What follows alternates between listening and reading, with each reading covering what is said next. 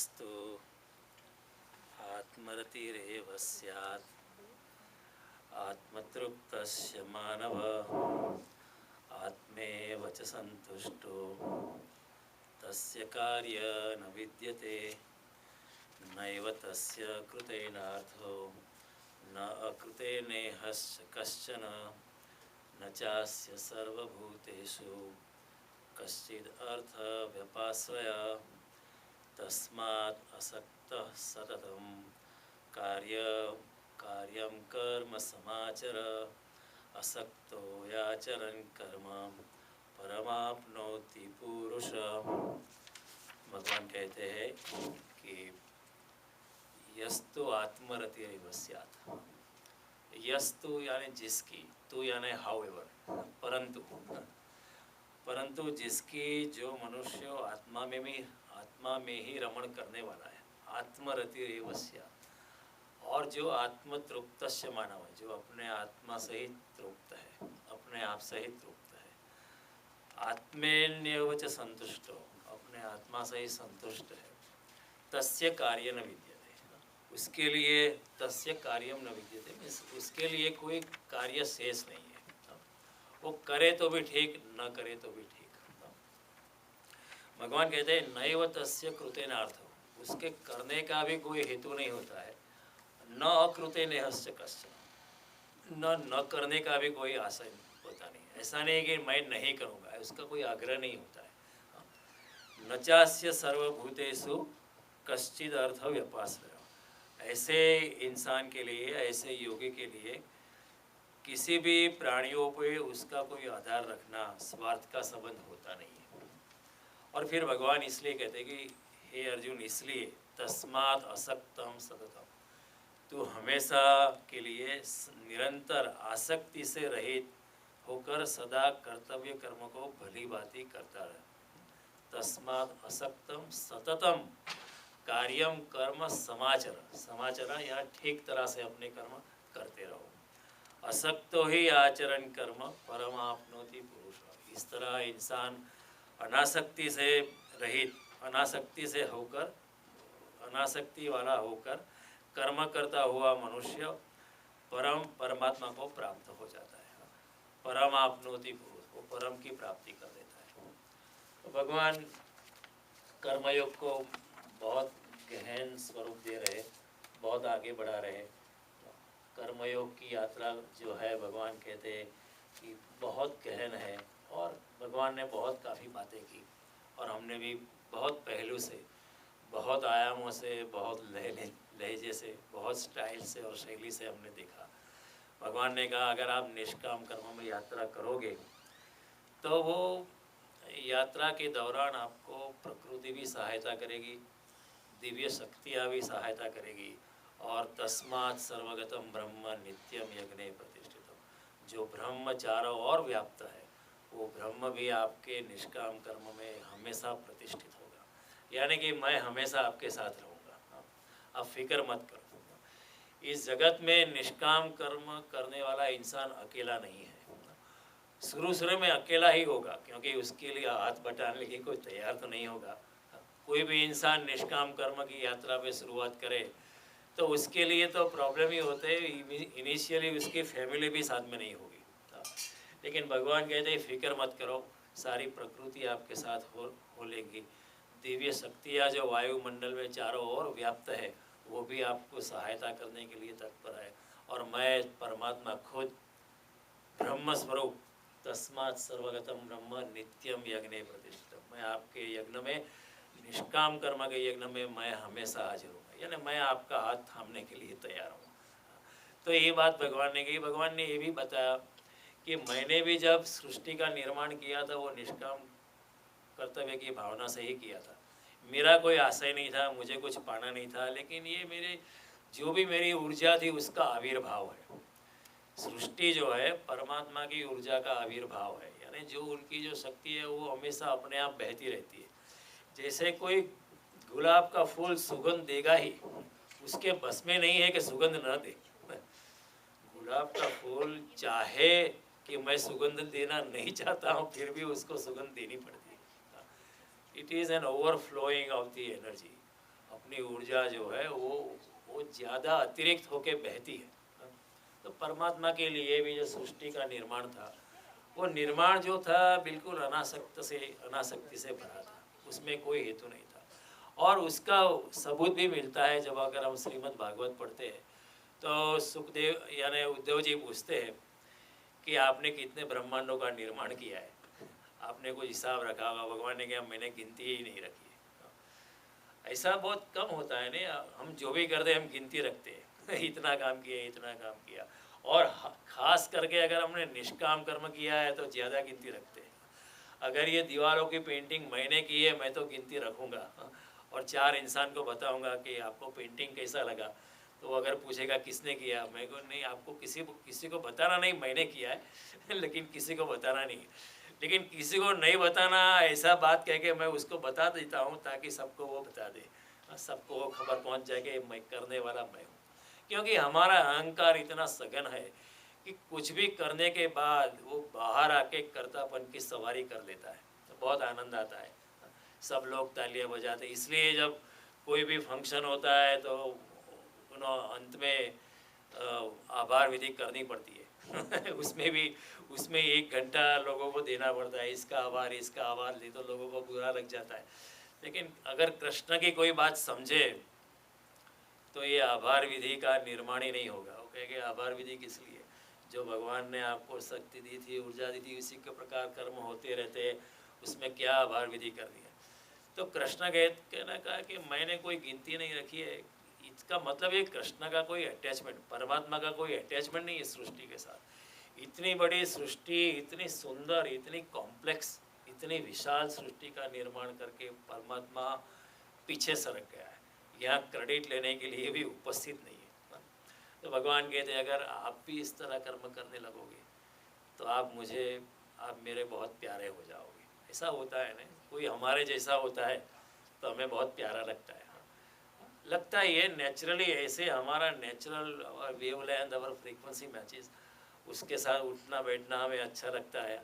और हम कई बार कहते हैं हमारी और उनकी बहुत बनती है तो भगवान का भी यही हिसाब है, वो कहेंगे आपकी और हमारी बहुत बनेगी। तू भी अगर निष्काम कर्म के राह में प्रवेश करेगा तो मैं भी तेरे साथ हो लूँगा। तो भगवान ने ये भी बात बताई। वैसे तो भगवान को किसी पे द्वेष नहीं है, समानता से भगवान भरे हैं, सबको प्रेम करते हैं भगवान। लेकिन जो निष्काम कर्म में प्रवेश करता है उसके लिए कुछ ज़्यादा प्रीति भगवान को अपने आप हो जाती है। और उसमें भी यही भी हेतु है कि अगर आपको नहीं करना है तो भगवान आपको डिस्टर्ब नहीं करना चाहते, आपकी स्वतंत्रता है। आपको निष्काम कर्म में प्रवेश नहीं करना है, आपको भक्ति में प्रवेश नहीं करना है, तो भगवान कहते हैं I will not disturb your freedom, you can do whatever you want to do. So I am not going to go after you and continuously say that do this, do this, do this. हमको झंझट लगेगी नहीं, कोई हमें बार बार सच्ची बात भी अगर बोले हमको तो हमें अच्छा नहीं लगता है। हमारे माँ बाप भी अगर हमको सच्ची बात बोलते हैं ना तो हमको अच्छा नहीं लगता है। ये बार बार यही बोलते रहते हैं यार, get rid of my back हम लोग कहेंगे get the monkey of my back. तो भगवान कहते हैं I live you alone, it's your freedom, it's your choice. तो भगवान ने ये सब बातें कर्मयोग में बताई और भगवान ने कि अपना अपना कर्तव्य निभाना चाहिए और अनासक्ति से करना चाहिए। लेकिन अभी भगवान कहते हैं कि देयर आर ऑलवेज एक्सेप्शंस। जो इंसान योगी जैसा है, जो इंसान एक संत जैसा है, जो इंसान एक मुनि जैसा हो गया है, जो अपनी आत्मा में ही रति करता है, जो अपनी निजानंद की मस्ती में मस्त है, यस्तु आत्मरतिरेव स्यात् आत्मतृप्तस्य मानव आत्मेव च संतुष्टो तस्य कार्य न विद्यते। उसके लिए कोई कार्य शेष नहीं रहता है, उसको करे या न करे, नैव तस्य कृतेनार्थो न अकृतेनेहस्य कश्चन। उसके लिए करना भी ठीक है, न अगर नहीं करे तो भी ठीक है। और न चास्य सर्वभूतेषु कश्चिद अर्थ व्यपाश्रय। भगवान कहता है ऐसे इंसान को किसी भी इंसान पे, किसी भी वस्तु पे, किसी भी चीज़ पे, किसी भी घटना पे उसको आधार रखना नहीं पड़ता है। तो ऐसे इंसान कर्म करे तो भी ठीक, न करे तो भी ठीक, लेकिन न करने का भी उसका कोई आग्रह नहीं होता है। आप अगर कहोगे कि करो तो भी वो करेगा, ठीक है कर लेते हैं। लेकिन ऐसे इंसान को न करने का कोई कर्म का बंधन लगता नहीं, न उसके करने से भी कर्म का बंधन नहीं लगता है। हमें सब कार्यों के बंधन लगते हैं क्योंकि हमारी आसक्ति है। हम कुछ भी करें उसमें हमारी आसक्ति है, कर्म के फल पे हमारी दृष्टि होती है, इसलिए हम कुछ बैठे भी रहे तो भी हमको कर्म का बंधन लगता है। लेकिन जो इंसान ऐसी निजानंद की मस्ती में है, जो इंसान वैसे फ़कीर की मौज में है जो इंसान बिल्कुल अनासक्त दृष्टि से जीता है, ऐसे इंसान के लिए भगवान कहते हैं वो करे तो भी उसको कर्म का बंधन नहीं है, न करे तो भी उसको कर्म का बंधन नहीं है। वो जो करे वही ठीक है, जो न करे वो भी ठीक है, क्योंकि उसको कोई आसक्ति नहीं है। वही बात दूसरे अध्याय में भगवान ने कही थी कि सुख दुखे समय कृत्वा लाभा लाभो जया जयो ततो युद्धाय जुवस्व नैवम पापम वापसी। ये अर्जुन, तो सुख और दुख को समान करके, लाभ और हानि को समान करके, जय और पराजय को समान करके तीसरे बिंदु पर बैठ के अगर तू ये युद्ध में उतरेगा, ये युद्ध करेगा, तो कितने भी इंसानों को भी तू मार देगा लेकिन तुझे कोई पाप नहीं लगेगा। यही बात कहते, तेरे करने का भी कोई अर्थ नहीं है, न करने का। इन शॉर्ट भगवान कहते आज तू योगी बन के लड़, अर्जुन मत के बन लड़। जब तक तू अर्जुन है तुझे आसक्ति है कि मेरी जीत होगी या पराजय होगी कितने लोग मरेंगे, मेरे भीष्म पितामह, मेरे दादा का क्या होगा, मेरे भाई का क्या होगा, मेरे मामा का क्या होगा, चाचा का क्या होगा। जब तक ये आसक्ति है तब तक तू योगी नहीं है। इसलिए भगवान गीता में कहते हैं तस्माद योगी भव अर्जुन, ये अर्जुन तू योगी बन। इनडायरेक्टली से तू बुद्ध बन के युद्ध कर तू महावीर बन के युद्ध कर, तू रमण महर्षि बन के युद्ध कर। अगर देखो अर्जुन भागना चाहता है युद्ध से, अगर वहाँ बुद्ध होते और कहते कृष्ण को मैं लड़ना नहीं चाहता, तो कृष्ण कह देते, अपना आशीर्वाद दे देते, ठीक है आपके लिए ठीक है भाग जाना, क्योंकि आपके लिए भाग जाना भी ठीक है और या युद्ध करना भी ठीक है, आपके लिए कोई फर्क नहीं पड़ता। लेकिन जब तक आपको आसक्ति है तब तक मैं कहूँ वैसा करना ठीक है। भगवान कहते हैं अनासक्त भाव से, और ये युद्ध ही बड़ी चैलेंज है, इतना घोर कर्म है, तो ऐसे योगी की अवस्था कुछ अलग ही होती है। ऐसा योगी जो होता है हमारे सांसारिक सभी मापदंडों से परे हो जाता है, उसके लिए कोई नियम का बंधन होता नहीं है, क्योंकि वो भगवान के साथ इतने प्रेम के संबंध में बंधा हुआ है कि फिर जो अल्टीमेट प्रेम है ना, नारद जी कहते हैं भक्ति परम प्रेम स्वरूपा। एक तो संसार का प्रेम होता है, उसमें भी हम कहते हैं all is fair in love war and politics we have a proverb like this, all is fair in love war and politics. लेकिन नारद जी कहते हैं भक्ति क्या है, भक्ति परम प्रेम स्वरूपा, जो परम प्रेम का जो स्वरूप है उसको भक्ति कहते हैं। तो जो भक्त है, जो योगी है, जो संत है, जो मुनि जैसा इंसान है, उसके लिए कोई भी नियम, उसमें उसको कोई नियम की पाबंदी नहीं है, वो सभी नियमों से परे है। उसका मतलब ये भी नहीं है कि वो जानबूझकर नियमों का भंग करेगा, ऐसा भी नहीं है। अगर हमारे नियम है कि रास्ते के दाईं ओर गाड़ी चलानी है, तो ऐसा योगी ऐसा नहीं कहेगा नहीं तो मैं तो नियमों से बाहर हूँ, मैं बाईं ओर गाड़ी चलाऊँगा, वो ऐसा नहीं करेगा, क्योंकि उससे क्यों किसी को तकलीफ देने, क्योंकि आप लोग दाईं ओर चलाते मैं भी दाईं ओर चलाता, वो किसी के लिए उपद्रव नहीं बनेगा, किसी के लिए भी उपद्रव बनेगा। आपके घर आएगा, अगर कहे आप कहेंगे आपके लिए अच्छी मैट्रेस है उस पर सोना है, वो ऐसा नहीं कहेगा नहीं नहीं मैं तो जमी पे सोता हूँ। बोले ठीक है, आप कहते मैट्रेस पे सो जाऊँ तो मैं मैट्रेस पे सो जाऊँगा, उसमें मुझे कोई फ़र्क नहीं पड़ता। कई लोगों को ये दम्भ होता है, कई लोग आके कहेंगे नहीं नहीं मैं तो तपस्वी हूँ, मैं तो जमी पे ही सोता हूँ, नहीं नहीं मैं आपका ये मिष्टान नहीं खाता हूँ, मैं तो सूखी रोटी खाता हूँ। ऐसा योगी ऐसा करता नहीं, क्योंकि उसको कोई नियम, वो किसी भी नियम की पाबंदी में है नहीं। तो इसी अनुसार हम देख रहे थे कि ऐसे योगी के लिए कोई नियम नहीं। आप कृष्ण को ही देखो, कृष्ण के जीवन के देखो, कृष्ण किसी भी नियम के अधीन नहीं थे, लेकिन फिर भी अपनी योगिक अवस्था में थे, फिर भी अपनी योग निष्ठा में पूरे थे। इतनी 16,108 स्त्रियों के पति होने के बावजूद भी कृष्ण नैष्ठिक ब्रह्मचारी थे। हमारी बात हमको ये समझ में नहीं आता कि ये कैसे हो सकता है, लेकिन कृष्ण कहते पद्म पत्र इव अमसा, पानी में जैसे कमल रहता है, पानी में रहता है लेकिन पानी फिर भी उसको छूता नहीं है, उसी तरह योगी अगर भोग में भी रहे या योग में भी रहे उसको कुछ छूता नहीं है, क्योंकि वो सभी भोगों से, सभी बंधनों से अछूत रह जाता है, सभी भोगों से, सभी नियमों से परे हो जाता है। इसलिए शंकराचार्य जैसा इंसान, जब मंडन मिश्र के साथ उनका संवाद हुआ और मंडन मिश्र ने कहा कि मैं हार गया, आप जीत गए, मुझे आपके शिष्य के स्वरूप में स्वीकार करें, तो मंडन मिश्र तो शिष्य हो गए, लेकिन उनकी पत्नी भारती मिश्र ने कहा अभी तक आपने मुझे नहीं जीता और मैं मंडन मिश्र की अर्धांगिनी हूँ, तो आपको मुझे भी जीतना पड़ेगा। तो भारती मिश्र ने बड़ी दिक्कत में डाला शंकराचार्य को, क्योंकि भारती मिश्र ने फिर काम वासना के बारे में सवाल किए शंकराचार्य ने। शंकराचार्य ने कहा थियोरेटिकली मैं को सब कुछ जानता हूँ लेकिन मुझे कोई अनुभव नहीं, क्योंकि मैं तो नैष्ठिक ब्रह्मचारी हूँ, लेकिन मैं अनुभव लेके आऊँगा और फिर आपके साथ संवाद करूँगा। और फिर शंकराचार्य मौजूद हुए। उन्होंने क्या किया, एक राजा मर रहा था, उनके शरीर में प्रवेश किया और उनके शरीर के माध्यम से काम वासना का अनुभव क्या है उसका अनुभव खुद किया। और फिर उमा जो भारती मिश्र जी, उनकी जो मंडन मिश्र की धर्मपत्नी थी, उसके सामने मौजूद हुए, तो भारती मिश्र समझ ही गई। उन्होंने कहा अभी कोई विवाद का कोई अर्थ नहीं है, मैं जानता हूँ, मैं जानती हूँ कि आप जानते हैं, मुझे भी आपके शिष्य के स्वरूप में, शिष्या के स्वरूप में मेरा भी स्वीकार करें। शंकराचार्य ने ठीक है आपकी जो मर्जी, लेकिन मेरे लिए कोई शिष्य नहीं है। इसी देखो शंकराचार्य की बात बड़ी it's very different, you know. ऐसा गुरु देखना बहुत मुश्किल है। शंकराचार्य आपको मेरा शिष्यत्व स्वीकार करना है वो आप कर सकते हैं, लेकिन मेरे लिए कोई शिष्य नहीं, मैं किसी का भी गुरु नहीं, न बंधुर न मित्र गुरुर नैव शिष्य चिदानंद रूप शिवो हम शिव।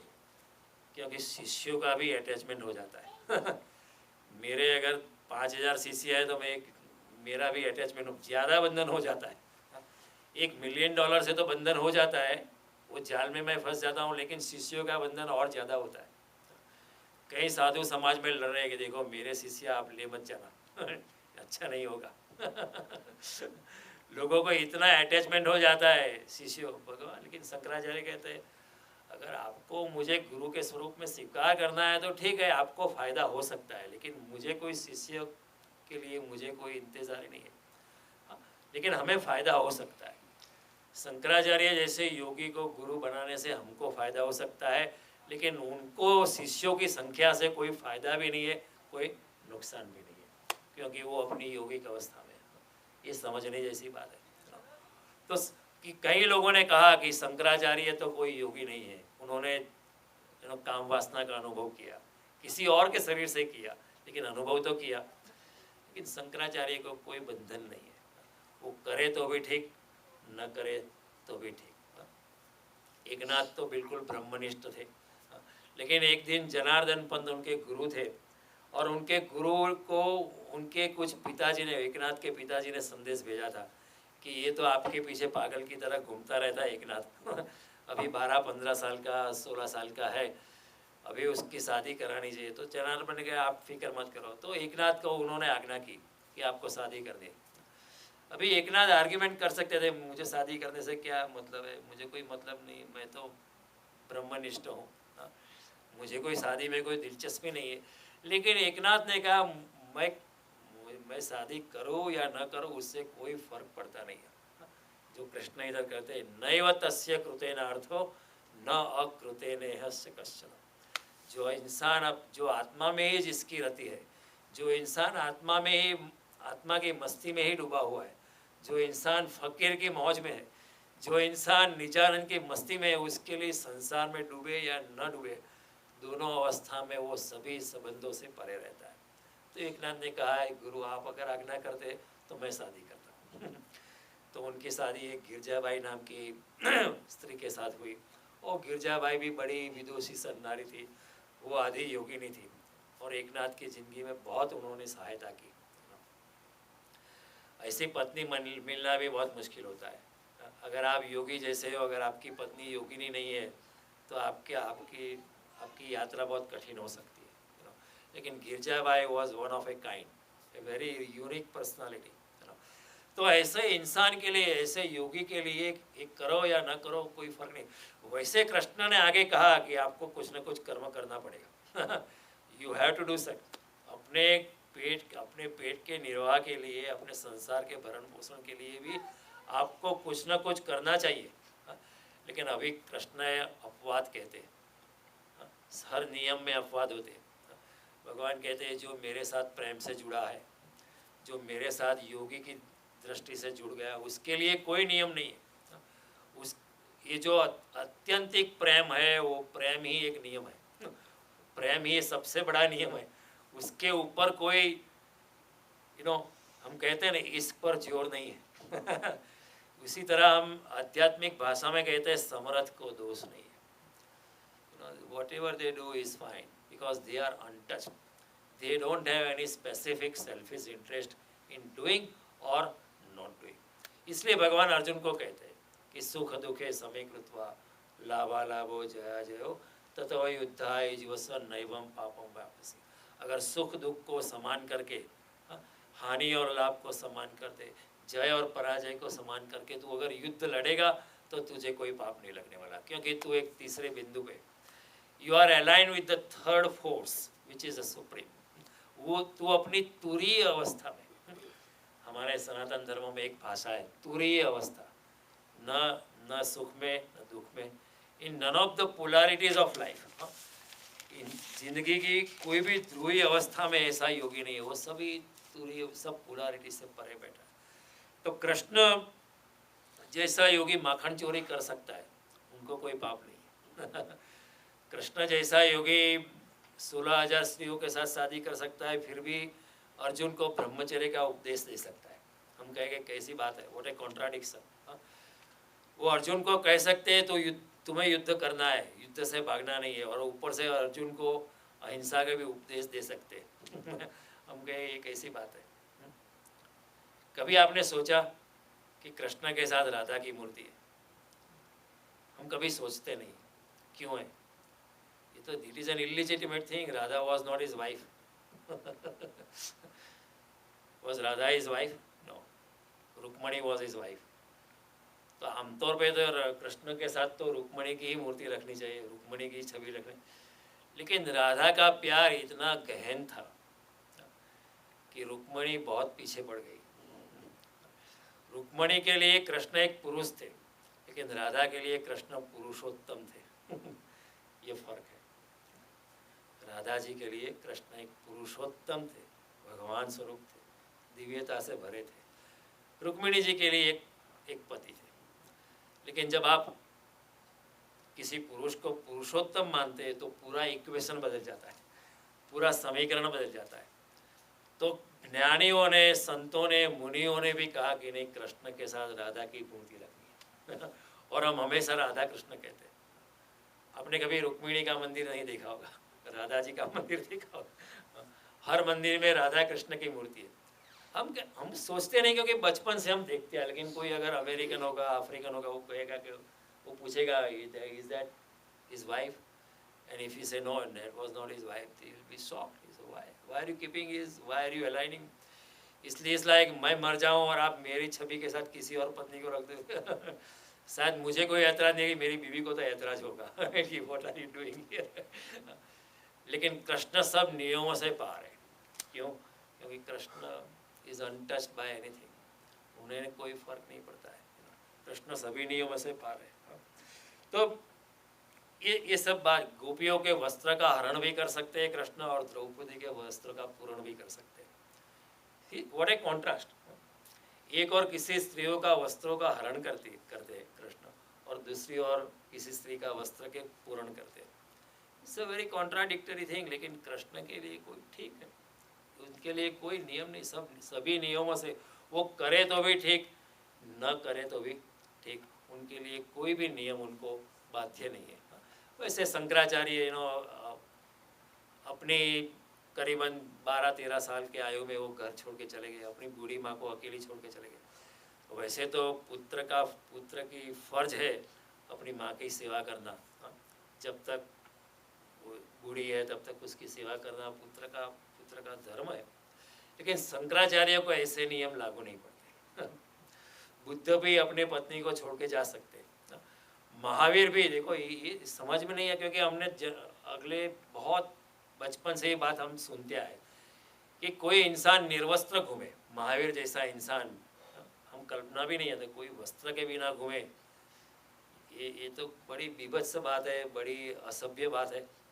लेकिन महावीर के लिए कोई नियम नहीं है, क्योंकि महावीर अपनी योग निष्ठा में यस्तु आत्मरतिरेव स्यात् आत्मतृप्तस्य मानवा आत्मेव च संतुष्टो तस्य कारिणः। सुखदेव जी भी परमहंस थे, वो भी निर्वस्त्र अवस्था में घूमते थे, लेकिन सुखदेव जी के लिए भी कोई नियम नहीं है, वो घूम सकते हैं। क्योंकि ऐसे इंसान को अपने शरीर का भी बोध नहीं है, तो शरीर के ऊपर का वस्त्र का भी बोध नहीं है। अपने शरीर के साथ भी इतना अटैचमेंट नहीं है, तो शरीर के ऊपर जो वस्त्र है उनका तो उनको कोई ख्याल ही नहीं है ना। तो भगवान कहते ऐसे मुनि के लिए, ऐसे योगी के लिए कोई नियम नहीं है, वो करे तो भी ठीक, न करे तो। कर्मयोग जो मैंने कहा अर्जुन, कर्मयोग के सभी सिद्धांत, ऐसे योगी ये सभी सिद्धांतों से परे है। नैव तस्य कृते नार्थो न अकृते नेहस, उसको करने से भी कोई मतलब नहीं है, न करने से भी कोई मतलब नहीं है। तो ये एक बड़ी गहन बात है। इंसान अगर योगी की अवस्था में आ जाए, अनासक्त अवस्था में आ जाए, तो भगवान 18 अध्याय में भी अर्जुन को कहते हैं कि तू सारे जहान को भी मार दे, सारी सृष्टि को भी मार दे, लेकिन अगर तेरी आसक्ति नहीं है मारने में, तुझे मारने से कोई फ़ायदा नहीं है, नुकसान नहीं है, और तू अनासक्त भाव से अगर तू करता है, तो तुझे कोई भी नियम लागू नहीं पड़े। महलों में रह के भी, इतनी सारी रानियों के बीच में रह के भी जनक राजा भी योगिक अवस्था में है। इसलिए कृष्ण ने जनक राजा का यहाँ उल्लेख किया है। अगले श्लोक में भगवान कहते हैं जनक वॉज ए योगी। हमें आश्चर्य लगता है कि कैसे योगी हो सकता है, महलों में रहता है, इतनी सुविधा में रहता है, इतने भोग में रहता है, फिर भी जनक राजा को भगवान कृष्ण भी कहते हैं वो एक योगी थे। भगवान कृष्ण जब उल्लेख करते हैं गीता में जनक राजा, तो सोचने जैसा है। आमतौर पर किसी भी राजा का उल्लेख नहीं किया है भगवान ने, केवल जनक राजा का उल्लेख किया है। क्यों? क्योंकि भगवान कहते हैं अगर आप योगिक अवस्था में हैं तो आपको एक, न आपको भोग लागू पड़ता है, न आपको त्याग लगता, न आसक्ति, न विरक्ति, आप सभी नियमों से परे हो जाते हैं। अब संसार के सभी नियमों से आपको कुछ भी छूता नहीं है। अब बीच में, संसार के बीच में होते हुए भी अब संसार से अलिप्त है। वही बात को शंकराचार्य बहुत अच्छी तरह बताते हैं कि योग रतो व भोग रतो व संग रतो व संग विहीन यस्य ब्रह्मणि रमते चित्तम नंदति नंदति नंदति। जिसके हृदय में ब्रह्म बैठा है, वो कहीं भी हो, जहाँ भी हो, जैसा भी हो, वो हमेशा ब्रह्मनिष्ठ ही रहता है। श्रीमद् भागवत में ये बात पूछते हैं, उद्धव जी भी पूछते हैं, नारद जी भी पूछते हैं, लेकिन कृष्ण एग्जाम्पल देते हैं कि जो अन्न पक गया है, जैसे एक राइस का दाना या गेहूँ का दाना है, अगर आप उसको राइस को जमीन में डालोगे तो इट विल स्प्राउट अप, उसमें से एक पौधा निकलेगा। लेकिन जो अन्न भगवान की भक्ति से पक गया है, अगर आप राइस को पकाते हैं, गेहूँ को पकाते हैं या कॉर्न को पकाते हैं, उसके बाद आप जमीन में डालोगे तो क्या वो निकलेगा? Will it sprout up? It will not sprout up. उसमें से कोई अंकुर फूटने वाला नहीं है, क्योंकि आपने उसको पका दिया। तो भगवान कहते हैं जो इंसान इस तरह पक गया है जो ऐसा इंसान ऐसी मेरी भक्ति में डूब के पक गया है, उसके लिए उसको आप संसार की जमीन में डालो तो अभी उसको कोई फर्क पड़ने वाला नहीं है। वो अन्य दूसरे बीज की तरह वो फूटने वाला नहीं है, दूसरे बीज की तरह वो अंकुरित होने वाला नहीं है। ऐसा example Krishna is giving in Shrimad Bhagwat. पढ़ने जैसा है श्रीमद् भागवत। जो भी बात गीता में बताई है वो भी बात, सभी बातों का एक्सपांसन, एम्प्लीफिकेशन आपको अगर कथा के स्वरूप में देखना है तो श्रीमद् भागवत में 18 जो बात 700 श्लोक में कृष्ण ने बताई है, वही बातों को सुखदेव जी ने बड़ी अनुकंपा से श्रीमद् भागवत में 18,000 श्लोक में बताई। इसलिए विद्वान लोग कहते हैं श्रीमद् भागवत ये भगवान का वाङ्मय स्वरूप है। It's a literary incarnation of भगवान श्री कृष्ण। अगर आपको भगवान का साहित्य स्वरूप देखना है, आज भी पृथ्वी पर मौजूद है। अगर आप श्रीमद् भागवत को बड़ी भक्ति भाव से, पवित्रता से अगर पढ़ोगे, उसका अध्ययन करोगे, उसका मनन करो, चिंतन करो, उसका ध्यान करो, तो आपके हृदय में भगवान प्रवेश कर ही जाएंगे। उसमें कोई शंका नहीं है, क्योंकि श्रीमद् भागवत साक्षात श्री कृष्ण का ही स्वरूप है। तो ये सब बातें श्रीमद् भागवत में बड़ी गहनता से बताई है, वो भी पढ़ने जैसी है। कई बातें हमें यहाँ गीता में क्या है, फॉर्मूला के स्वरूप में, इस like E is equal to M C square, हमको पता नहीं चलता क्या क्या बोल दिया प्रोफेसर ने।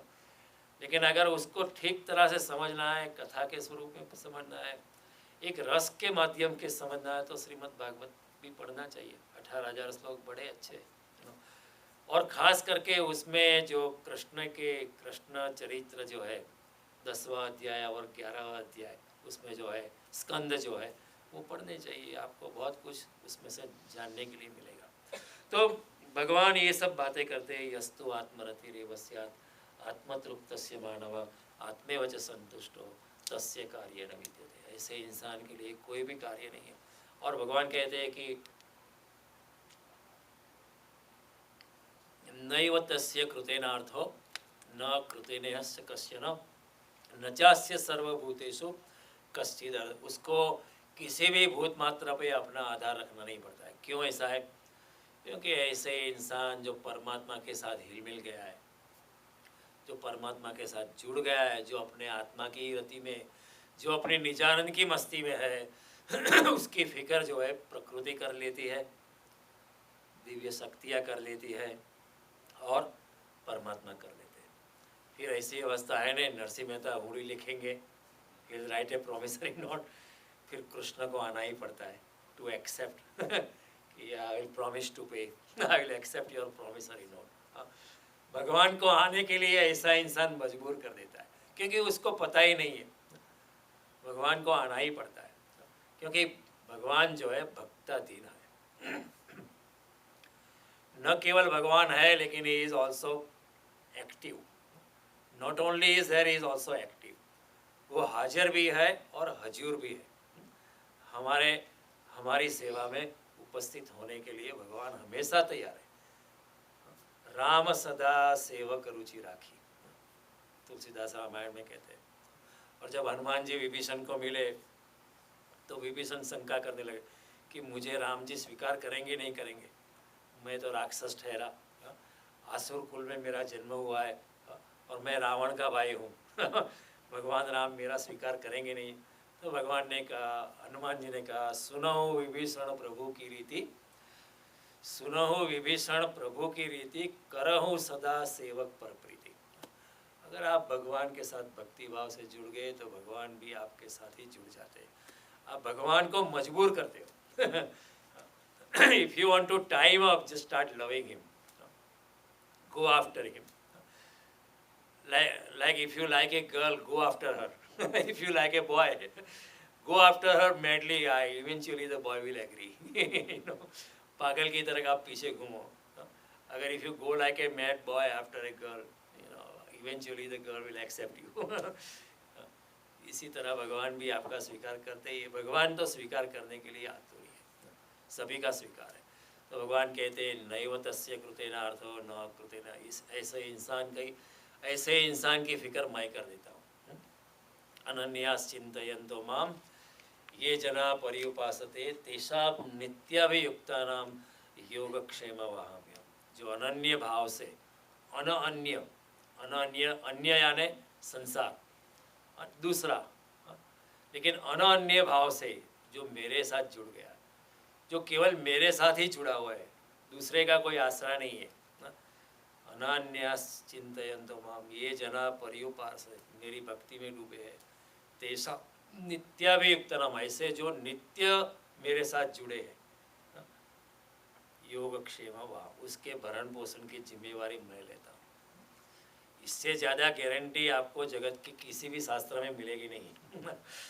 अब जगत का कोई भी शास्त्र उठाओ, उसको खोलो, इससे ज़्यादा विधान, इससे ज़्यादा सचोट विधान आपको जगत के किसी भी शास्त्र में मिलने वाला नहीं है, न मिल सकता है। Only Krishna can dare to say this kind of thing, क्योंकि वो पूरे हैं। कृष्ण जहाँ भी है वैसे पूरे हैं। भगवान कहते हैं फिक्र मत करो, मेरा हाथ थाम लो, मैं आपके लिए सहायता करने के लिए तैयार हूँ। तो ये बात भगवान इधर कहते हैं, और इसलिए भगवान कहते हैं तस्माद असक्तम सततम कार्यम कर्म समाचर, असक्तो ही आचरण कर्म परमाप्नोति पुरुष। भगवान कहते हैं इसलिए हे अर्जुन, तस्मात, तस्मात मीन्स देयरफॉर।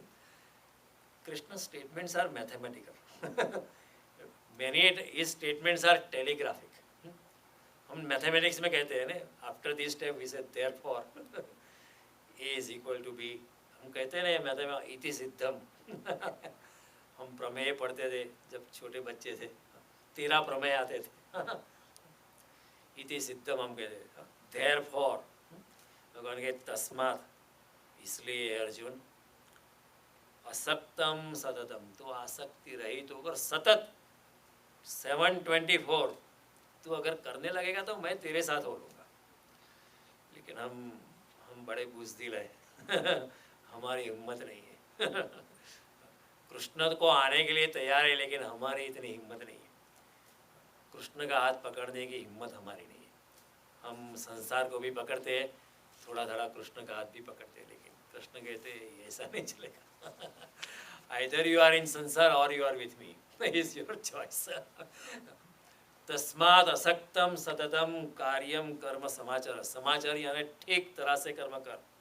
किस तरह? असक्तम, अनासक्ति से, नो अटैचमेंट। कर्म का फल मिले तो भी ठीक, न मिले तो भी ठीक। मिले तो प्रभु का प्रसाद है, अगर मिलता है तो उसका अस्वीकार भी नहीं है। कई लोग ऐसे नहीं नहीं मैं कुछ लेता नहीं, ऐसा भगवान ऐसा भी नहीं कहते। भगवान कहता है अगर मैं देता हूँ तो ले ले कई लोग को ऐसी भ्रांति हो गई है कि मैं नहीं, अपने शरीर का दमन करना ये तपस्या है। भगवान कहते हैं ये तपस्या नहीं है। भगवान कहते हैं जो इंसान अपने शरीर को ज़्यादा कष्ट देता है वो उसके शरीर में बसे हुए मुझको ही कष्ट देता है भगवान इसलिए कहते युक्त आहार विहारस्य युक्त चेष्टस्य कर्मसु युक्त स्वप्नावबोधस्य योगो भवति दुःख। योग्य प्रमाण में आहार विहार, योग्य प्रमाण में तपस्या, भोग, आसक्ति अनासक्ति, वो जो अपने संतुलन बिंदु में है उसके लिए योग साधना आसान बनेगी। Don't deflect on two extremes. कई लोगों को ये मन में घुस गया है कि जितनी ज़्यादा आप शरीर को तब कठोरता से शरीर का दमन करेंगे उतना ज़्यादा आप परमात्मा के नज़दीक हो। ऐसा कुछ नहीं है, कृष्ण ने ऐसा कभी नहीं किया। आपके बालों को लोचने की कोई ज़रूरत नहीं है कृष्ण कहते हैं ये सब शरीर पे अत्याचार मत करो। अगर आप किसी और पे हिंसा करो या खुद पे हिंसा करो, अगर खुद पे हिंसा करो वो भी एक हिंसा ही है। हिंसा का तीर मैं आप पे चलाऊँ या मैं खुद पे चलाऊँ, हिंसा ये सिर्फ दिशा बदलने से हिंसा में निर्मित नहीं, परिणमित नहीं होती है। मैं अपने आप का दमन करूँ वो भी एक हिंसा है। तो भगवान कहते हैं ये बात भी मत करो। तो भगवान कहते हैं तस्मात् असक्तम सततम कार्यम कर्म समाचर, असक्तो ही आचरण कर्म परमाप्नोति। इस तरह अनासक्ति भाव से अगर तू इंसान कर्म करता रहेगा तो मुझे प्राप्त हो ही जाएगा। क्यों हो जाएगा, हम भी सवाल करेंगे। इसलिए होता है कि जब अगर इंसान अनासक्त भावता से कर्म करने लगता है तो अपनी आत्मा जो है संसार के भार से हल्की होने लगती है। धीरे धीरे वो अपनी आत्मा की प्रफुल्लितता का, अपने आत्मा का आनंद का स्वाद चखने लगता है। और जितने अनासक्त भावना से कर्म करता है इतना ही परमात्मा के सामीप्य का अनुभव करता है। More and more is involve in selfless act, more and more he finds that his soul is elevated towards the supreme. Then he is pulled by the grace of God, and then he is not pulled down by the gravity of the earth. क्योंकि जब हम पदार्थ में उलझे होते हैं तो हमारी आत्मा पे पदार्थ छा जाता है। अगर मेरा चित्त पूरा धन में ही है 724, इतना पैसा कमा लो, या इतना सम्मान पालो, या ये स्त्री को पालो, ये पुरुष को पालो, ये घटना को पालो. If I am constantly, if my consciousness is constantly working towards achieving material things, then my consciousness also becomes material. अगर मेरी चेतना पदार्थ के लिए ही आतुर है तो मेरी चेतना भी पदार्थ ही हो जाती है. अगर वो पदार्थ हो जाती है तो पृथ्वी का भार, then it is when it becomes matter. However, my consciousness is at a higher scale. मेरी जो चेतना है वो पदार्थ से ज़्यादा चेतनवान है. लेकिन अगर मैं खुद ही उसको पकड़ के पदार्थ में जोड़ता हूँ, मेरी माया जाल को बढ़ाता हूँ, तो भगवान कहते हैं आप फिर पदार्थ में उलझ जाते हो. अगर आप पदार्थ में उलझ जाते हो तो पृथ्वी का ग्रेविटेशन फोर्स, गुरुत्वाकर्षण आपकी चेतना को भी खींचता है. तो दो ऑप्शन है, या परमात्मा की कृपा हमको ऊपर खींचे या पृथ्वी का गुरुत्वाकर्षण हमको नीचे खींचे, ये हमारे हाथ में. जितने हम मुक्त होते, जितने हम अनासक्त होते, तो परमात्मा की कृपा हमें ज़्यादातर अपनी ओर खींचती है. हम ही परमात्मा को सहायता करते हैं. लेकिन अगर हम नहीं करते तो हम ही अपने दुश्मन हो जाते हैं. भगवान कहते हैं आत्मन्येव आत्मनो बंधु आत्मेव रिपुर आत्मनि. आप ही खुद अपने शत्रु है या आप ही खुद अपने मित्र है. आपको क्या करना है? भगवान कहते हैं योर टोटल फ्रीडम. मैं आपको बीच में टिक टिक करने वाला नहीं हूँ. आप चाहे तो ऊपर उठ सकते हो या आप चाहे तो नीचे भी गिर सकते हो. जन्मों जन्म आपने नीचे गिरने का काम किया है, ये जन्म है मनुष्य जन्म का मौका है. It's a diving board. आपको स्प्रिंग के साथ डाइविंग बोर्ड पे खड़ा किया है भगवान ने. क्या करना है? डाइव लगानी है या वहीं खड़े रहना है और उल्टा सिल्टा गिर के हमको खुद इंजर करना है? अपने हाथ में, सभी कुछ अपने हाथ में. तो भगवान कहते हैं आत्मेव आत्मनो बंधु आत्मेव रिपुरात्मनि. भगवान कहते तस्मात् असक्तम सततम, अनासक्त भाव से. लेकिन अनासक्त जो है ना, हम जानते नहीं. भगवान जो कहना अनासक्त से, अनासक्त की परिभाषा हमें मालूम नहीं है. अनासक्त हमारे अनुभव नहीं है, वो हमारा it's a very foreign word, वो विजातीय शब्द है हमारे लिए. हम आसक्ति तो जानते या वैराग्य को जानते. कई लोग ऐसे, अभी मुझे बहुत वैराग्य हो गया, मैं सब कुछ छोड़ देता हूँ. लेकिन जो ये वैराग्य जो है वो आसक्ति का ही दूसरा स्वरूप है. The person is reflecting from one side to another. जैसे वो घड़ी का पेंडुलम होता है ना, यहाँ से वहाँ चलता रहता है, ऑसिलेट करता है. कई बार इंसान आसक्त होता है, बिल्कुल इतनी आसक्ति होती है संसार के पदार्थों में, स्त्री या पुरुष में, इतने भोग में डूबा है, और अचानक बोलते हैं मुझे बहुत अभी संसार से नफरत हो गई है, मैं तपस्या में जाता हूँ. लेकिन तपस्या में जाता है वो भी इंसान थोड़े अपने अहंकार से जाता है. श्रवण नाम का एक बुद्ध का नया शिष्य हुआ, नया था वो. पहले एक राजकुमार था, मैंने ये बात आपको पहले बताई होंगी. तो बुद्ध के शिष्यों ने उनको बताया था कि उसको आप शिष्य मत बनाना, क्योंकि वो तो बड़ा भोगी है. ऐसे भोगी को शिष्य बनाओगे तो हमारा जो आश्रम है वो भी करप्ट हो जाएगा. इन बुद्ध ने कहा मैं मनुष्य के मनोविज्ञान को जानता हूँ, आप फिक्र मत करें, मैं इंसान को ठीक तरह से अंदर से जानता हूँ.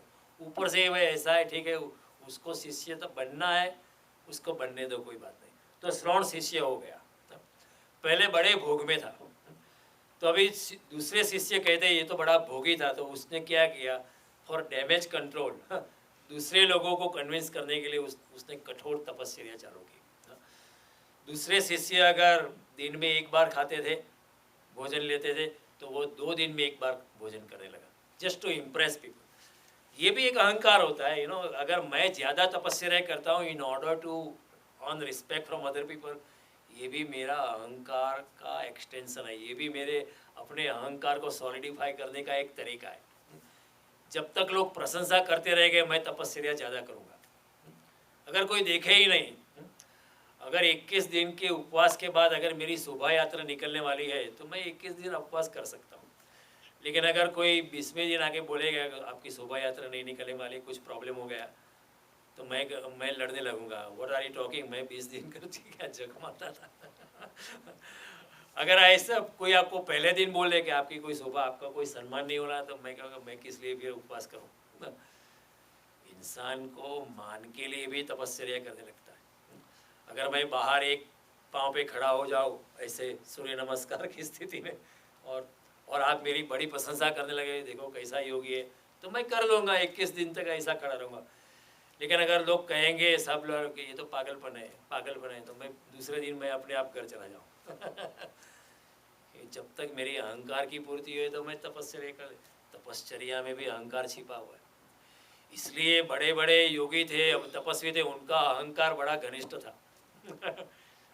छोटी छोटी चीज़ों में वो श्राप देने के लिए तैयार हो जाते थे। श्राप क्यों देगा इंसान? अगर कोई मुनि श्राप दे देता है, उसका मतलब है उसके हृदय में अहंकार बड़ा घनिष्ठ है। अगर कोई श्राप देता है, कोई संत कोई दिन श्राप नहीं, वो हमेशा कृपा बरसाएगा। वो कहेगा आशीर्वाद है मेरा, तुम मुझ पे पत्थर फेंक सकता है, मुझ पे थूक सकता है, लेकिन फिर भी मेरा तेरे साथ आशीर्वाद है।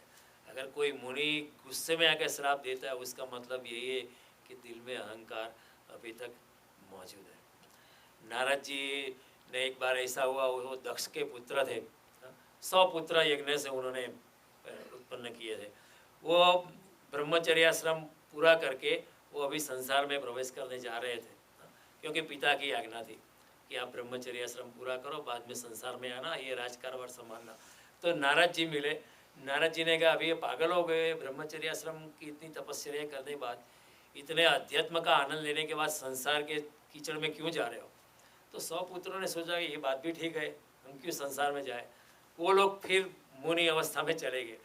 और दक्ष बहुत कोपायमान थे नारद पे कि नारद के उपदेश से मेरे 100 पुत्र संसार छोड़ के चले गए। लेकिन जब नारद उनके मिलने गए तो दक्ष ने श्राप दिया कि यू स्पॉइल्ड माय गेम कि मैंने 100 पुत्र उत्पन्न किए थे ताकि मेरा कारोबार राज्य का विस्तार का देखभाल करेंगे, लेकिन आपके उपदेश से वो चले गए। तो दक्ष ने नारद को श्राप किया कि आप कहीं भी एक रात का निवास नहीं कर पाओगे, आपको घूमते ही रहना पड़ेगा। अभी नारद जी की योगिक अवस्था ज़्यादा बढ़कर थी दक्ष से, वो दक्ष को श्राप दे सकते थे। दक्ष ने जो श्राप दिया था उससे भी ज़्यादा नारद जी श्राप दे सकते थे, उनकी इतनी योगिक अचीवमेंट थी। लेकिन नारद जी ने कहा तथास्तु, कुछ नहीं किया, क्योंकि जो योगी के दिल में पूरा अहंकार नहीं है, जो योगी के हृदय में अहंकार जरा भी मौजूद नहीं है, वो श्राप देगा ही नहीं। तो कई बार ऐसा है, तपस्या के साथ भी अहंकार जुड़ा हुआ था। कई लोग कहते हैं मैंने इतने उपवास किया है, अगर कोई अनाउंसमेंट करता है तो समझना कि अहंकार अभी भी मौजूद है। जो सच्चा योगी होगा, अगर उसको उपवास करना होता तो उसको पता भी नहीं चलता है कि मैंने उपवास किया है। महावीर स्वामी ने 4 साल में 365 दिन उपवास किए थे, लेकिन उनको पता तक भी नहीं चला कि मैंने उपवास, क्योंकि इतनी निजानंद की मस्ती में डूबे थे कि खाना नहीं खाया था वो भी भूल गए थे। अगर मैं गिनती करता हूँ कि मैंने इतने उपवास किए तो मेरा अहंकार अभी भी मौजूद है। जो परमात्मा के साथ जुड़ा है उसके उपवास अपने आप हो जाते हैं, उसको पता तक भी नहीं चलता है कि मैंने उपवास किया है। तो कई बार तपश्चर्या जो होती है अपने अहंकार के साथ जुड़ी होती है। इस तरह जो ये बुद्ध का नया नया शिष्य हुआ वो ऐसा काम करने लगा। कोई दूसरे शिष्य जो थे दिन में एक बार भोजन लेते थे, ये 2 दिन में एक बार ले। दूसरे शिष्य ऐसे ही पगडंडी पे चलते थे, वो जानबूझ पर कांटों के रास्तों से चलने लगा, लोगों को बताने के लिए देखो मैं भी तपस्वी हूँ। बुद्ध को ये बात का पता चला, बुद्ध उसके सामने उपस्थित हुए कि उसने कहा कि मैंने सुना बहुत कठोर तप, आप सोते भी नहीं हो, और शिष्य जो है 6 घंटा नींद 7 घंटा नींद लेते हैं, आप 2 घंटा भी नहीं लेता है। तो श्रवण ने कहा ये मैं कठोर तपस्या करता हूँ क्योंकि मैं आप परमात्मा को जल्दी से पालो। बुद्ध ने कहा इस तरह अध्यात्म का ये नियम नहीं है। तू जब राजमहल में था तो वीणा बजाता था, वीणा के तार अगर तंग है तो क्या उसमें से संगीत निकलता है? तो श्रवण ने कहा नहीं, वो संगीत तो बहुत फिर वो बड़ा इट इज़ वेरी, वो बड़ा तीना हो जाता है, तीक्ष्ण हो जाता है, कान को सुनने में अच्छा नहीं लगेगा। और वीणा के तार अगर ढीले होते तो क्या संगीत कैसा निकलता? तो उसने कहा नहीं, ढीला तार से भी संगीत तो ठीक तरह से निकलता नहीं। बुद्ध ने कहा अध्यात्म में भी मध्यम निकाय रखना है। शरीर को ज़्यादा कष्ट भी नहीं देना है और ज़्यादा भूख में भी नहीं डूबना है। ज़्यादा नहीं खाना है और कम भी नहीं खाना है। इतने उपवास की कोई ज़रूरत नहीं और इतना ज़्यादा खाने की भी कोई आवश्यकता नहीं है। हाँ, बुद्ध कहेंगे कि आप मिताहार करो। क्यों कहेंगे? क्योंकि ज़्यादा खाने की इंसान की नॉर्मल टेंडेंसी होती है। It is our natural tendency to eat more. तो कृष्ण भी कहेंगे आप मिताहार करो, क्योंकि कृष्ण के अगर मिताहार करने की बात करेंगे तो हम फिर नॉर्मल आ जाएंगे, बैलेंस में आ जाएंगे, मध्य बिंदु पे आ जाएंगे। तो कृष्ण की जो अनासक्त की जो बात है ना, ये मध्य बिंदु है। न आसक्त, न संसार से। कई लोग संसार को धिक्कार करके फिर वैराग्य में चले जाते हैं। भगवान कहते हैं ऐसा नहीं, ये वैराग्य विरक्ति नहीं है। ये वैराग्य जो है अनासक्ति नहीं है। जो अनासक्ति की बात मैं करता हूँ वो वैराग्य नहीं है। अगर आपको छोड़ना पड़ता है, अगर आप जानबूझकर आपको छोड़ना पड़ता है तो वो आपकी अनासक्ति नहीं है। जो अगर अपने आप अगर छूट जाता है, अगर अपने आप छूट जाता है तो आपकी अनासक्ति है। लेकिन आपको छोड़ने के लिए बड़ा परिश्रम करना पड़ता है और फिर आप लोगों को कह लिखो मैंने इतना त्याग किया है। अगर आप त्याग का भी हिसाब रखते हो, त्याग का भी बैंक बैलेंस बनाते हो तो वो फिर वो अनासक्ति नहीं है। कई लोगों का त्याग का बैलेंस होते हैं। कई लोग हिसाब रखते हैं तो कि मैंने जब संन्यास लिया 30-40 साल के बाद भी कहे, जब मैंने 30-40 साल के बाद पहले जब संन्यास लिया था तो मैंने इतनी प्रॉपर्टी छोड़ी थी, इतने लाखों रुपयों पे लात मारी थी।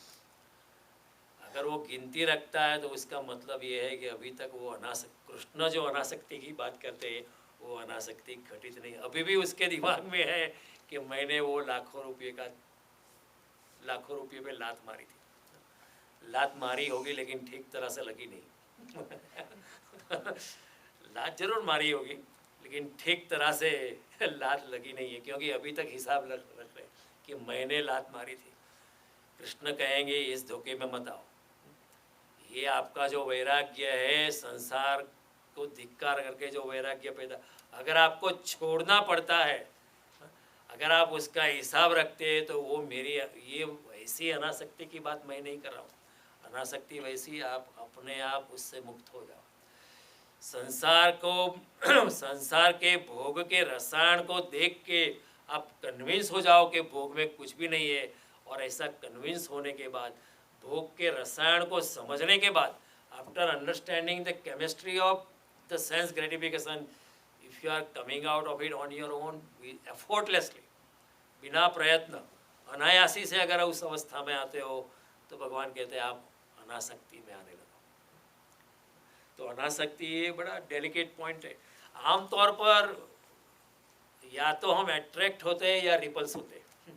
चीज़ों के प्रति हम आकर्षित होते हैं या विकर्षित होते हैं। Either we are attracted to things और we are repulse from the thing.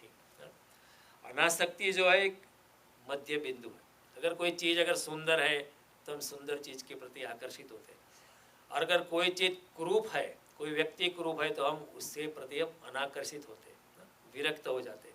लेकिन या तो हम चीज़ के प्रति जाते हैं या चीज़ के तरफ से जाते हैं, लेकिन चीज़ बीच में है। कई बार ऐसा होता है, या तो हम धन के पीछे जाते हैं, अगर कोई योगी होगा नहीं मैं धन को छूता भी नहीं हूँ, तो वो धन से भागता है, लेकिन धन से ही भागता है। He still connected with wealth negatively. भोगी जो है वो भोग के साथ विधेयात्मक कनेक्टेड है। त्यागी जो है वो भी भोग के साथ कनेक्टेड है, लेकिन नेगेटिवली कनेक्टेड है। ऐसा होता है। कई बार इंसान सोचता है मैंने त्याग किया है, लेकिन त्याग नहीं किया है।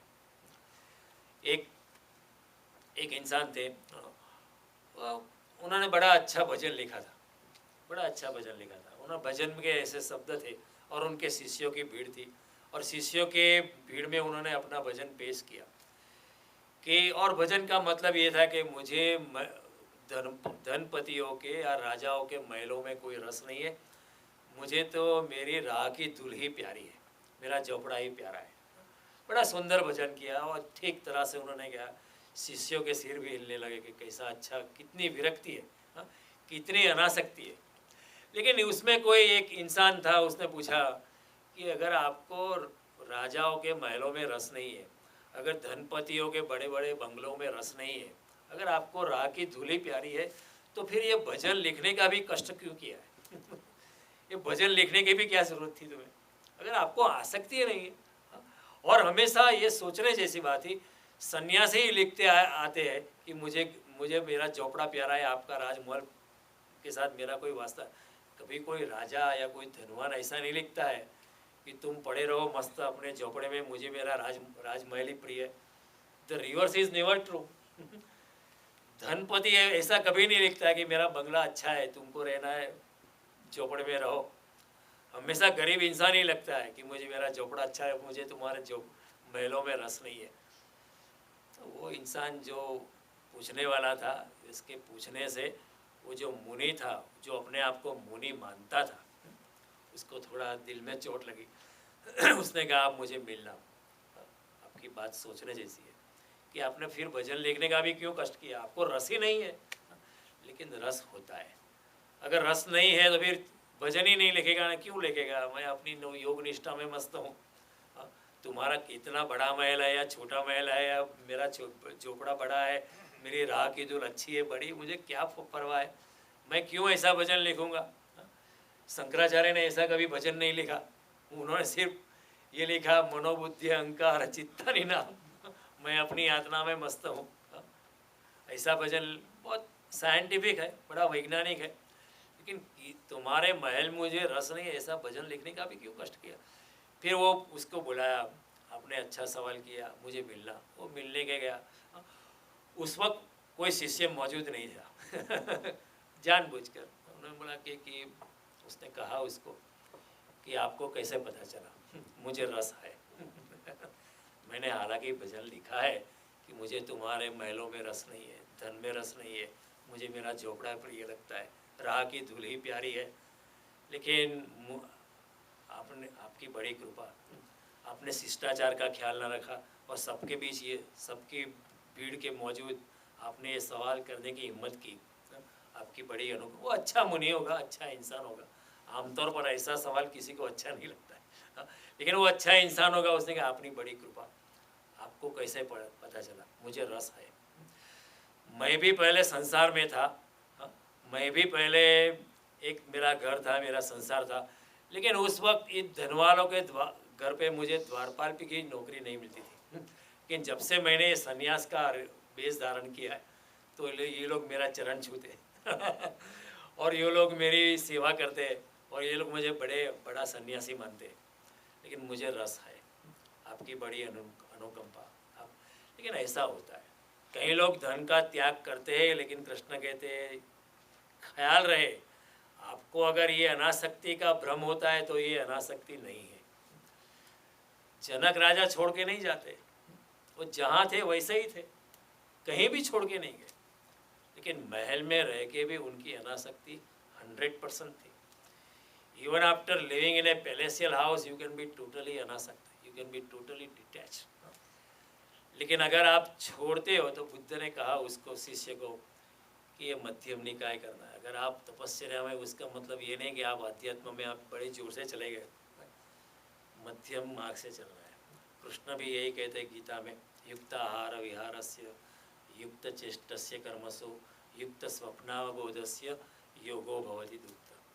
तो mind you, we have not understood what Krishna is saying by अनासक्त, by unattached way of life.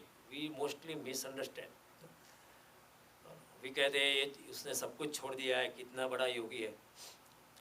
अगर सब कुछ छोड़ दिया है, लेकिन छोड़ने के बाद भी अगर उसमें चित्त उलझा हुआ है, तो कुछ भी नहीं छोड़ा है। कई बार हम कहते हैं ना, डोनेशन देने के बाद, देखो डोनेशन देता हूँ लेकिन मंदिर में ट्रस्टी मेरा नाम रखने का तो आपने छोड़ा है, लेकिन फिर भी छोड़ा नहीं। छोड़ा है, आपने त्याग किया है, लेकिन फिर भी त्याग नहीं किया है, लेकिन आपने कंडीशन रखी है। दान ऐसा होता है, इंसान देता है, अपने खुद को खुद ही भूल जाता है, तभी अनासक्ति है। लेकिन अगर हमने कंडीशन रखी है कि मेरे बेटे को ट्रस्टी बनाना, या एनुअल जनरल मीटिंग में मुझे चेयरमैन सीट देना तो कृष्ण कहे ये कोई अनासक्ति नहीं है, ये तो आपका अटैचमेंट दूसरे माध्यम से आप पीठ किए खड़े हो लेकिन फिर भी आपको अटैचमेंट है, आप पीठ किए खड़े। अनासक्ति जो है बड़ा एक मध्य बिंदु है, न किसी चीज को पाने के लिए आतुर है, न किसी चीज से बचने के लिए आप आतुर है। न स्त्री के पीछे आप लालान्वित है, या न स्त्री से आप भागते हैं। न स्त्री के पीछे भागते हो, न स्त्री को आप धिक्कार करते हो। न आप पुरुष के पीछे भागते हो, न आप पुरुष को धिक्कार करते हो। हजारों पुरुष के बीच में रह के भी एक स्त्री योगिनी की अवस्था बनाए रख सकती है। कई स्त्रियां मैंने देखी, नहीं मैं पुरुषों को देखती नहीं, कई सन्यासी में हमने देखे, नहीं हम स्त्रियों के सामने आते नहीं है। लेकिन जो सन्यासी ऐसा कहता है कि हम पुरुष स्त्रियों के सामने आते नहीं है क्योंकि ये मेरा दिमाग शायद स्त्री में चला जाए, तो ये तो बड़ी कायरता है। फिर आपका सन्यास सिद्ध नहीं हुआ है। अगर एक स्त्री आपको विचलित कर सकती है तो फिर आपका सन्यास दो कौड़ी का है। होना तो उल्टा चाहिए, सन्यासी स्त्री से नहीं डरना चाहिए, स्त्री को सन्यासी से डर लगना चाहिए कि ये कहीं मुझे सन्यास में न खींच डाले। ये सन्यासी इतना बड़ा अनासक्त है, इतना बड़ा पवित्र है, शायद मेरा संसार उसको मिलने से छूट जाएगा, मुझे सावधान। स्त्री को ऐसा डर लगना। लेकिन हमारे आजकल के सन्यासी स्त्री से डरे हुए हो गए, नहीं स्त्री के सामने नहीं आते। सन्यासी डरा, उसका सन्यास दो कौड़ी का है। कृष्ण हजारों के स्त्रियों के बीच में है, लेकिन कृष्ण फिर भी सन्यासी। इसी ये कृष्ण का अनासक्त जो भाव है ये समझने जैसा है। हम लोग समझ नहीं, हमारी व्याख्या गलत होगी। पूरे समाज में जो हमारी व्याख्या जो हमारी डेफिनेशंस आर टोटली रॉन्ग, तो कृष्ण कहते हैं जब ऐसा मध्य बिंदु आता है, ऐसा अनासक्ति अवस्था आती है, तो हमारी जो व्यक्तियों के लिए, चीज़ों के लिए, घटनाओं के लिए हमारी कोई दृष्टि ही नहीं बचती।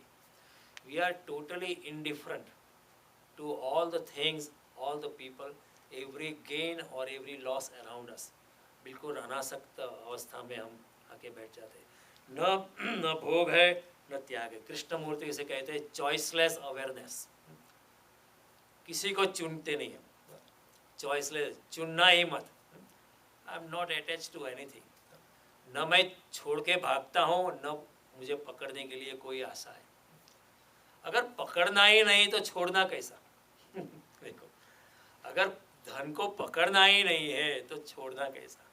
लेकिन हमारे जो व्याख्या घुस गई हमारे समाज में। एक इंसान आया था, एक इंसान को मिलने गया था, तो उन्होंने कहा मुझे आपके ध्यान शिविर में आना है। तो उसने कहा कि मैं नहीं आ सकता। तो उन्होंने कहा आप क्यों नहीं आ सकते? उसने कहा कि ये जो मेरे साथ इंसान आया वो मेरे साथ अगले हफ्ता साथ में नहीं आ सकता है। तो उसने कहा वो ये नहीं आ सकता, लेकिन आप तो आ सकते हो। उसने कहा नहीं नहीं, मेरा क्या है, मेरा सारा पैसा ये मैनेज करता है, मैं धन को छूता नहीं। यही मेरे धन को छूता है, मैं धन को छूता नहीं। और अगर ये नहीं आ सकता है तो मैं भी नहीं आऊँ, क्योंकि मैं तो धन को छूता भी नहीं हूँ। अभी ये धन के प्रति अनासक्ति नहीं है, because you are controlling, you are telling him कि अभी ये खर्चा करो, रेल की टिकट लेना है, एयरवे की टिकट लेनी है। If you are having the control and you are directing the things, तो आप धन से अलग नहीं हुए। ये इंसान अगर नहीं आएगा आप नहीं आ पाओगे, क्योंकि वो इंसान पैसे को छूता है, आप नहीं छूते। ये कोई आपकी अनासक्ति नहीं है।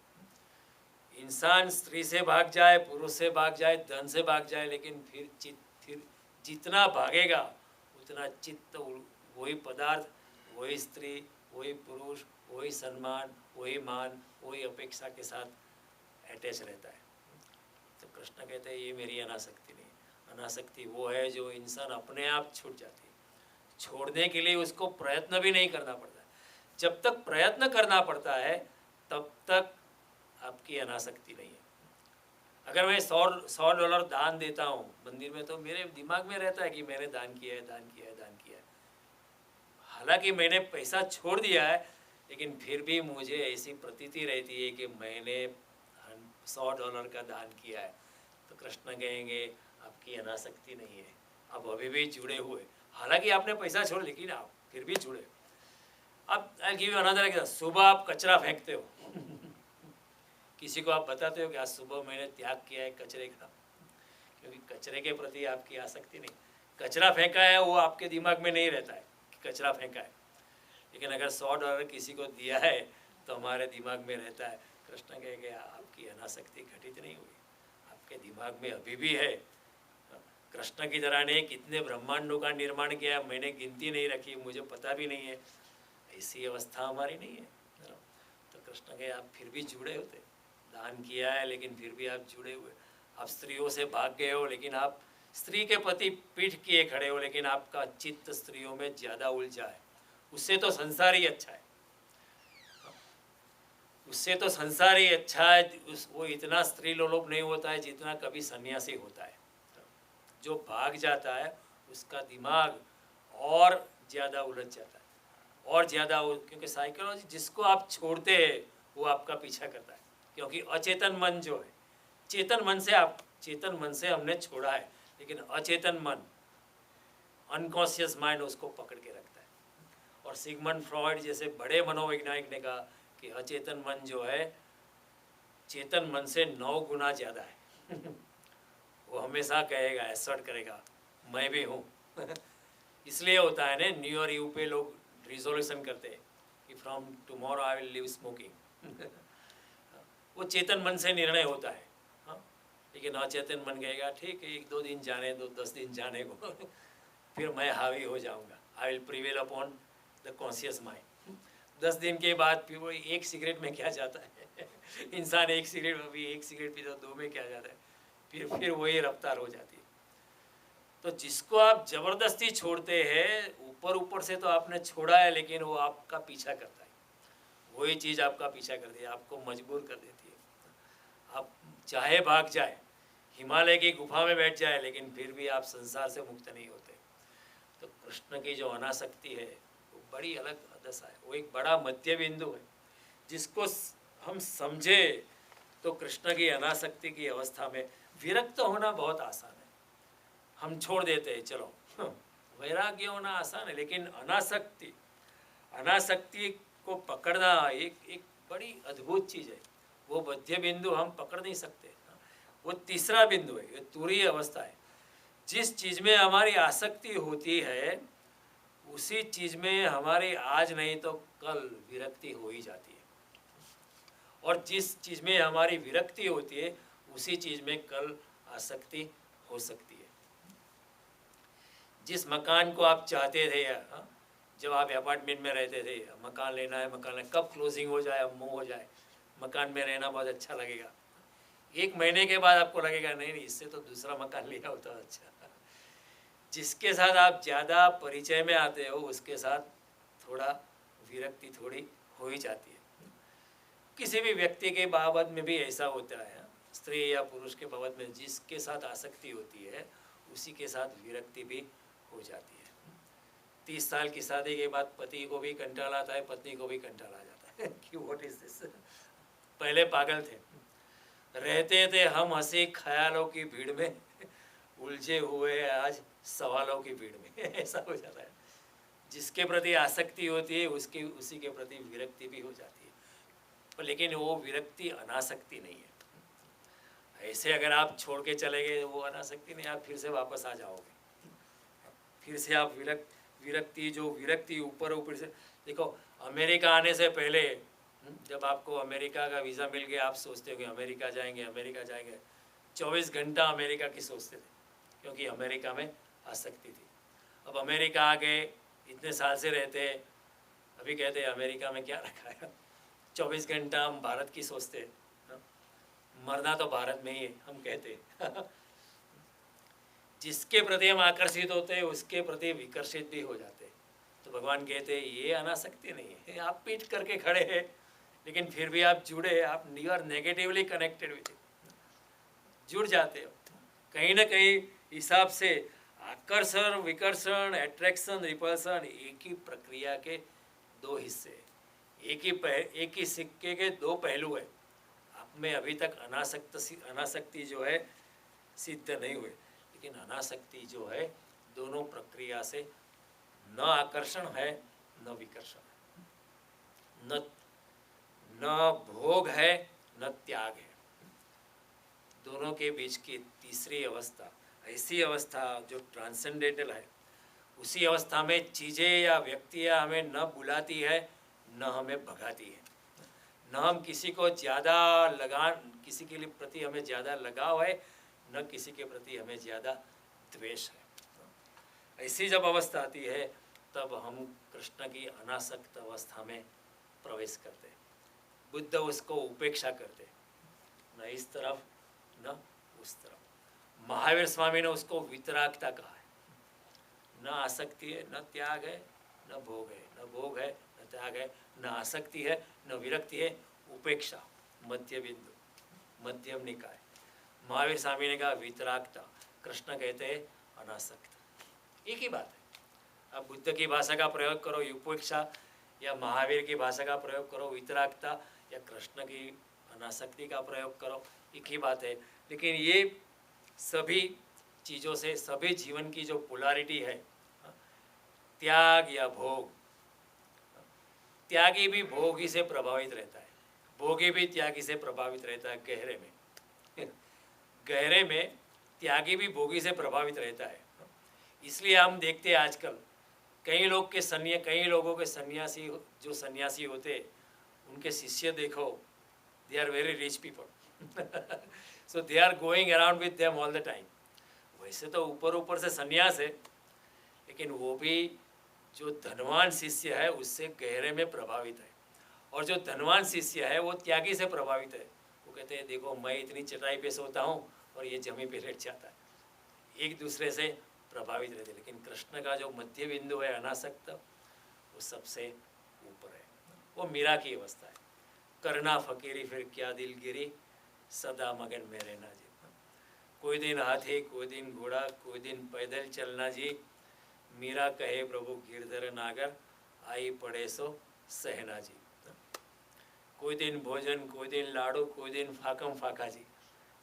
करना फकीरी ही करनी है तो मुझे क्या फ़र्क पड़ता है, महल में रहूं या यहाँ रहूं। महल में अगर आप मुझे निमंत्रित करो, ठीक है मैं आऊँगा, ऐसा नहीं कहूँगी मैं महल में नहीं आती, नहीं महल में आती, क्योंकि महल के भोग मुझे छू नहीं सकते। और मुझे ऐसा नहीं कि मैं झोपड़ी में ही रहूँगा, जो भी परमात्मा जो भी परिस्थिति में मुझे लाए। तो ये जो अनासक्ति का जो बिंदु है, इसमें योगी कहेगा न ये संसार इसे योग्य है कि उसे भोगो, न ये संसार इसे योग्य है कि उससे भागो या उससे घृणा करो। न स्त्री इसे योग्य है कि उसके पीछे लालान्वित हो, न स्त्री इसे योग्य है कि उसको घृणा करो। न पुरुष इसे योग्य है कि उसके पीछे पागल हो, न पुरुष इसके योग्य है कि उसको घृणा करो या उससे भागो। नहीं है कुछ भी, मैं अपने मध्य बिंदु में। फिर आप महलों में रहो या हजारों स्त्रियों के बीच में रहो या हजारों पुरुषों के बीच में रहो, आपके लिए कोई फर्क पड़ता नहीं, क्योंकि आप है पद्म पत्र इव अम्बस। जैसे पानी में कमल है, उसी तरह आप सबके बीच में। कहीं भागना नहीं, जनक राजा कहीं नहीं भागे, कृष्ण कहीं नहीं भागे, भागना अनावश्यक, जरूरी नहीं है। लेकिन कई लोग जाते हैं, बुद्ध जैसे लोग जाते हैं, क्योंकि उसमें थोड़ी सुविधा मालूम पड़ती है।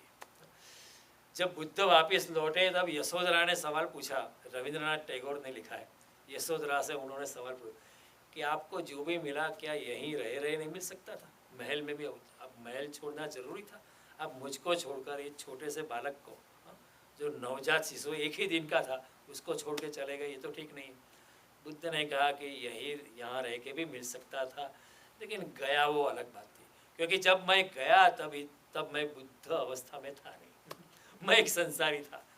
इधर रह के मैं इतनी विरक्तता में, इतनी अनासक्त अवस्था में मेरा आना संभव नहीं था। मैं यहाँ एक संसारी गया तो मुझे एक दृष्टि प्राप्त हुई, अब मैं यहाँ रह सकता हूँ, अब मैं आपके साथ रह सकता हूँ, मेरी संन्यस्त अवस्था में कोई फर्क पड़ने वाला नहीं है। तो बुद्ध चाहे फिर राजमहल में रहे अपने आत्मज्ञान के बाद, या जंगल में रहे, उनको कोई फर्क पड़ता नहीं। तो कृष्ण का जो अनासक्ति का बिंदु, भगवान कहते हैं तस्मात् असक्तम सततम कार्यम कर्म, अनासक्त भाव से तू कार्य करते रहो, सततम, हमेशा निष्काम भावना से तू कर्म करता रहे अनासक्त भावना से। लेकिन अनासक्त का मतलब ये नहीं आप संसार को द्वेष करो, सब कई लोग कहते हैं मुझे अभी बहुत द्वेष हो गया, मैं अपने संसार से बहुत तंग आ जाऊँ, सब कुछ छोड़ देता हूँ लेकिन अगर सब कुछ छोड़ता है फिर भी संसार के साथ अटैचमेंट है कई लोग कहते हैं ना समाजों की मीटिंग में, अगर बहुत स्पर्धा होती है, बहुत डिस्कशन होता है, वो कहे हमको प्रेसिडेंट नहीं बनना है, मैं छोड़ के जाता हूँ लेकिन छोड़ के जाता है, लेकिन इस आशा में जाता है कुछ लोग मनाने आएंगे, नहीं नहीं नहीं आप बनो छोड़ के जाता है लेकिन फिर भी अटैचमेंट तो है, छोड़ के जाता है लेकिन फिर भी कुछ भी छोड़ा नहीं है, उसको एक्सपेक्टेशन है कुछ मनाने लोग आएंगे, फिर वो स्वीकार कर लेगा। तो भगवान कहते हैं ये कोई अनासक्ति नहीं है, अनासक्ति ऐसी है ना आप अट्रैक्ट होते न रिपल्स हो, ना आप चीज़ों से खींचते हैं ना आप चीज़ों से भागते हैं, कहीं भागना नहीं, कहीं भी खिंचाव नहीं, मैं अपनी आत्मिक अवस्था में बैठा हूँ। यस्तु आत्मरतिरेव स्यात् आत्मतृप्तस्य मानव आत्मेव च संतुष्टो तस्य कार्य विद्यते। और वो अपने निजानंद की मस्ती में। फिर वो कवि लिखता है ने, गुजारे जे सिरे तारे जगत नो नाथ ते सहजे गण्यो जे प्यारो प्याराए अति प्यारो गणी ले। जो भी आ पड़ा कर दिया, अति प्यारो में जो भी परमात्मा ने भेजा है ठीक है, वो हम स्वीकार करते हैं। दुख भेजा है तो दुख का भी स्वीकार है, प्रेम भेजा है तो प्रेम का भी स्वीकार है, फल अच्छी चीज़ भी तो उसका भी स्वीकार है, उसका कोई धिक्कार नहीं है, उसका कोई ऐसा धिक्कार नहीं। एक बार परमात्मा ने आके, कृष्ण ने आके कर्दम ऋषि को कहा कि आपको मनु की पुत्री के साथ शादी करना है। कर्दम ऋषि ने कहा आप कहते हो मुझे कोई शादी करने की आवश्यकता नहीं है लेकिन आप कहते हो तो हम करेंगे, हमको कोई फर्क नहीं पड़ता। तो भगवान की आज्ञा से कर्दम ऋषि जैसे योगी ने मनु और शत्रुपा की पुत्री देवहूति के साथ शादी की। क्यों? क्योंकि उसमें एक बड़ा there was a long plan कि दोनों कर्दम और देवहूति से कपिल देव का जन्म होने वाला था तो कर्दम ऋषि ने कहा ठीक है आप आज्ञा करते हो। कर्दम ने ऐसा नहीं कहा नहीं नहीं हम तो योगी है आपको शादी करनी है तो करो, मैं नहीं करने वाला कर्दम है ठीक है आपको, मुझे कोई फर्क पड़ता नहीं, न मुझे स्त्री से धिक्कार है न मुझे स्त्री से कोई लगाव है, न मुझे स्त्री आकर्षित करती है न मुझे स्त्री विकर्षित करती है, न अट्रैक्ट करती है न रिपल्स करती है। मैं अपनी अनासक्त तीसरे मध्य बिंदु में बैठा हूँ। तो यही बात को हम जब अगले मंगलवार को मिलेंगे आगे बढ़ाएंगे, क्योंकि ये बात बड़ी गहन बात है। मैं आपको और एग्जाम्पल दूंगा ताकि कृष्ण की जो अनासक्ति का जो डेलिकेट पॉइंट है, बड़ा सेंसिटिव मध्य बिंदु है, वो हम समझे नहीं। हमारे समाजों की व्याख्या जो हमने की है वो इतनी गलत व्याख्या हो गई है कि कृष्ण का ये मध्य बिंदु हम समझ ही नहीं पाए। और हम लोगों को जो तपस्या में डूबता है, अपना शरीर को कष्ट देता है, उसकी प्रशंसा करते हैं। कृष्ण प्रशंसा नहीं करेंगे। कृष्ण कहे जितना हम शरीर को कष्ट करते हो, लोग अगर आपका सम्मान करते हो, लोग आप ज़्यादा करोगे लेकिन कोई सम्मान नहीं करेगा तो आप निकल जाओगे, वहाँ से भाग जाओगे तो इसका मतलब है आप अहंकार की पूर्ति के लिए ही आप तपस्या करते हैं। तपस्या के पीछे भी अहंकार की पूर्ति होती है। कृष्ण कहते हैं सावधान, कहीं ये जाल में न फंस जाओ, इन जालों से सावधान रहना। तो ये जो अनासक्ति का मध्य बिंदु है उसके बारे में अगले मंगलवार को फिर हम आगे उसकी यात्रा करेंगे। आपने इतनी शांति से सुना, मैं अनुग्रहित हूँ। धन्यवाद।